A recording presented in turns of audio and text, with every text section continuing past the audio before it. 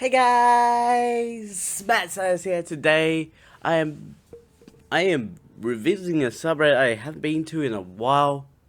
Mostly because of what happened with the last one I recorded. I lost it because I forgot to switch the screen on OBS.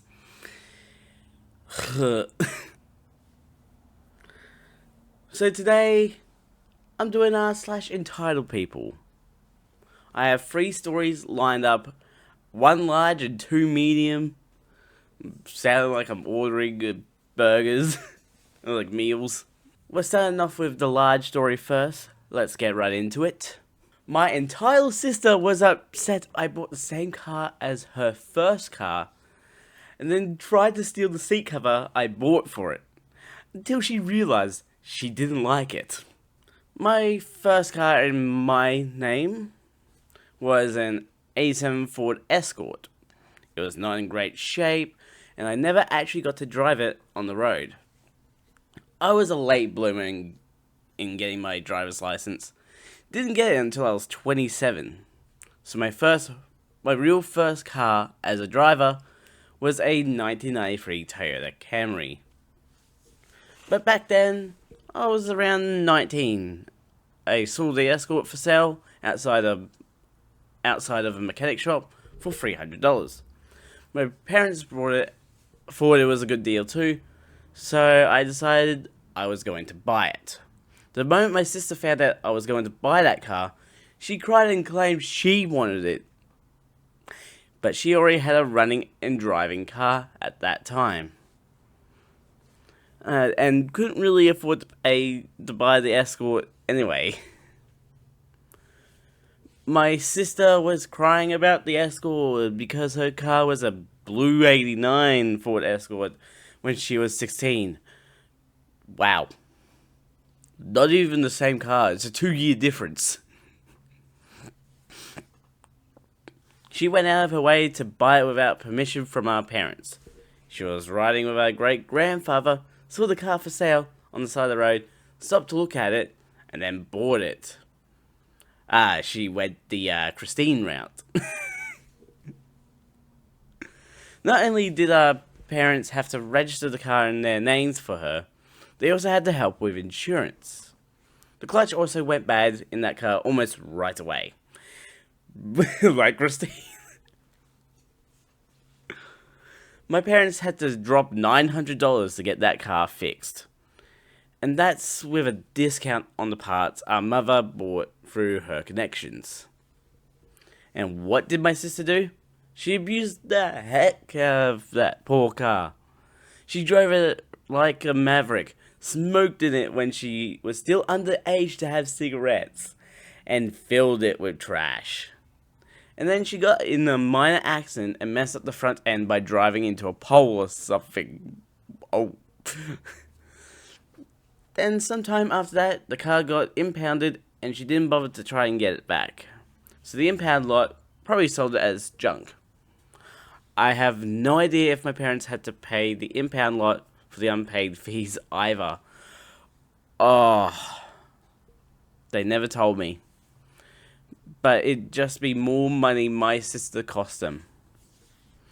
Anyway, back to me buying the 87 Ford Escort, and my sister was bitter.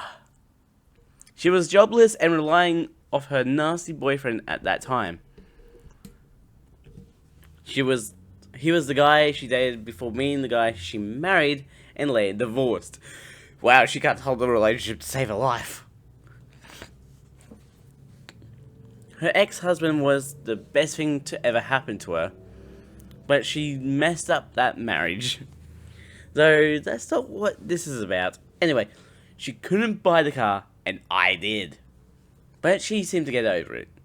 Seemed being the word. She kept pointing out I didn't have the skills for manual transmission, remarked her Escort was newer than mine. She said I was copying her for getting the same car, just like I copied her by being gifted a Game Boy in the 90s a year after she got a Game Boy. It's like, huh? And she even went out of her way to point out many of the car's faults. which admittedly there were many, but it was my first car. I tried to at least fix it up. The mechanic shop I bought it from swapped out the heater core for cheap, and it ended up being used as a farm vehicle for hauling stuff instead of a road vehicle, until it was eventually sold for scrap. Also, there was another Escort of the same model for sale, likely for the same price I got mine. And my sister didn't even try to buy it. Then one day I walked into a discount store and looked at the stuff in their order section. They had a seat cover with glow-in-the-dark skulls in the pile for pretty cheap. I can't remember how cheap. $5 to $10 maybe? But I liked it, so I bought it. When I brought it home, I showed it to my sister before putting it in the Escort, and suddenly she started grabbing at the box the seat cover was in and saying, "Oh, you bought me a seat cover!" She gleefully wrenched it from my hands and started to leave with it, but then paused when she took a closer look at it, and then turned around and tossed it back to me because she thought it was ugly because it had skulls on it. She even looked bitter and said she didn't want it before huffing off. Later she tried to say it was all a joke and that she wasn't actually trying to take it. And she stuck to that story. But I know my sister. That was another one of her attempts at a power move. She was definitely trying to take it away. Probably just to see what I'd do to get it back. And I wouldn't be surprised if she did it because I bought the Escort she wanted. That's just the sort of petty person she is. She's also been through more cars that I can remember than she can remember.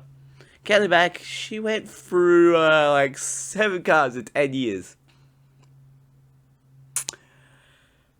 Okay, so I need to take her license away, and also kick her out of the family for making her parents pay for,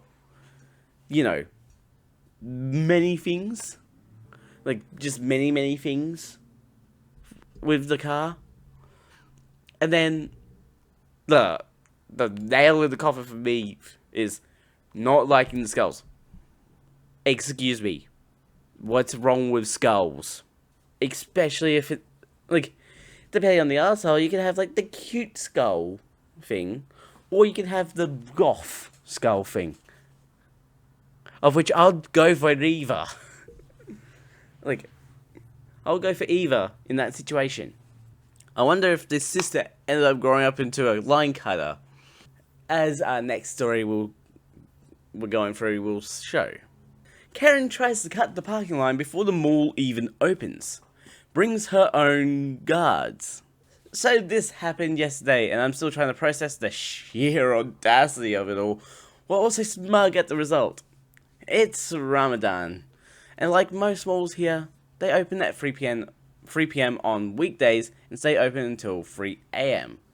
Plenty of time for everyone to shop, eat, and do whatever they need. But apparently that wasn't good enough for one ultra-entitled Karen, who thought she was above the rules. I got to the mall around 2:30 p.m. to grab a good parking spot before the pre-iftar rush to catch some shopping for my wife. A few other cars had already started forming a queue outside the parking entrance. All of us patiently waiting for security to open the gates at 3 p.m. sharp. Everything was normal until Her Royal Highness Karen rolled up in her big black pickup truck with 2 private security guards in tow. She pulled right up next to the security gate, completely ignoring the queue, rolls down her window and tells the mall security, "Open the gate now, I have things to do." The guard politely tells her that the mall isn't open yet and she needs to queue like everyone else. But of course, Karen doesn't take no for an answer. "Do you know who I am? Do you see my guards? I don't wait in lines." She then literally waves at her guards, who step out with their guns like they're about to escort her to the throne room, and they start demanding that security let her through. The mall security guys, to their credit, stood their ground. Ma'am, no one enters before 3 p.m. Please queue like everyone else. Karen scoffs and pulls out her phone to record, demanding to speak to the manager. At this point, the rest of us in line are just watching in anger and disbelief, further amplified due to the lack of energy and sheer heat. A few minutes later, the mall manager shows up, looking visibly annoyed. He walks right up to Karen's car and, in the most CEO voice imaginable, tells her, "Ma'am, your guards do not dictate mall policy. If you want to enter, you wait like everyone else. Now take your guards and move to the back of the line." "This is unacceptable. I'll be calling my husband and reporting you." "You can report me after you move your car." Absolute legend.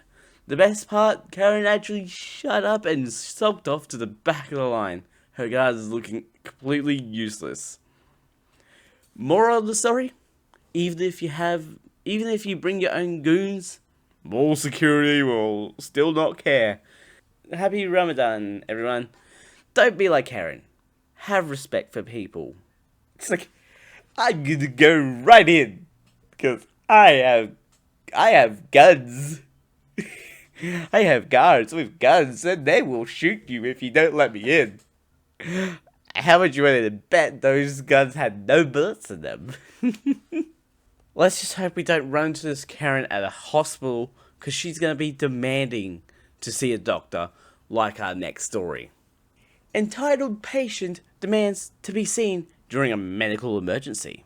I just saw a similar post that reminded me of this unfortunate memory. This was a few years ago now, but it never fails to aggravate me. I used to work as a receptionist at a fairly busy medical clinic.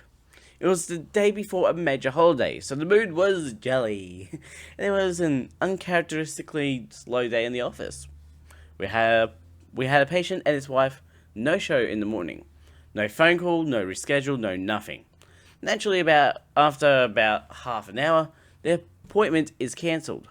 Things are running smoothly until we see a patient who was recently released from the hospital and is following up with us. They look extremely unwell. By this point, my spidey senses are tingling that something's about to go down. Mid-doctor's visit, the patient suddenly loses consciousness and begins coding and cardiac arrest.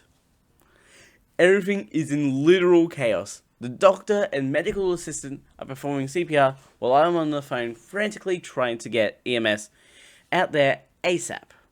The spouse is crying and screaming, and patients are slowly trickling in to witness this all in plain sight. Naturally, most people were kind and concerned, giving us space to work. Awesome. Silently signing in their names and taking a seat. Of course, it's during all this frenzy that entitled patient walks in. As I'm finishing up my emergency call, they begin tapping repeatedly on the glass, like, "Hello? Hello?" Entitled patient, "Hey, we're here for our appointment. I hope the wait isn't going to be long. I said that you were on the phone when we logged in." I apologize. As you can see, we're currently in the middle of an emergency. Also, your appointment was over 2 hours ago. It's already been cancelled. "Yeah, I know we're a little late, but can't you guys just fit us in somewhere? I mean, we're already here now. Why can't we just have that person who's dying on the floor's appointment? They're not going to be using it." Their actual words. "No, that's not how this works. Your appointment is cancelled, and you're going to have to reschedule for another day. We're currently dealing with a life or death emergency." "Wow, this is so unbelievable. You guys could have squeezed us in this whole time. It would have taken like 5 minutes tops. The doctor could have seen us while the paramedics handled the other person. You all just wasted our time. We're never coming back to your office." And thank God, as long as I worked there, I never did see them again. Oh, and thankfully our patient survived and is doing great. Hey! As soon as I did the tapping on the glass in that voice, I'm like, that's the voice I'm doing for this entire patient. Man, that was the wildest voice I've done. Sounds like an absolute nerd. It's like, oh, that's the last one for today. And on that life or death situation, I'm going to end this episode here. Links will be in the description to both the channels and the Twitch videos. Go check out. Don't forget to subscribe and hit the notification bell so you know when the next video comes out. A ding, a ding. And the Mad Scientist out.